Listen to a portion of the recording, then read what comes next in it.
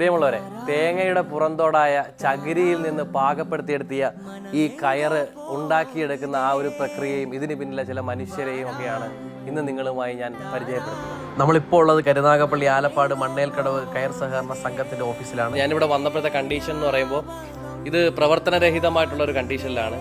അപ്പോൾ എന്തുകൊണ്ടാണ് നമുക്ക് ഇത് ഇങ്ങനെ ഈ ഒരു പ്രവർത്തിക്കാൻ പറ്റാത്ത കണ്ടീഷനിൽ നിൽക്കുന്നത്? മിഷനിൽ കയറെന്ന് പറയുന്നുണ്ട്, നമുക്ക് ഇത് പിരിച്ചാൽ ഇത് കയർ ഫെഡ് പോലും എടുക്കാൻ പാടാണ്. അത് എന്ന് പറയുന്നത് അതുമല്ല, ഈ കയറിന് വളരെ വിലക്കുറവാണ്.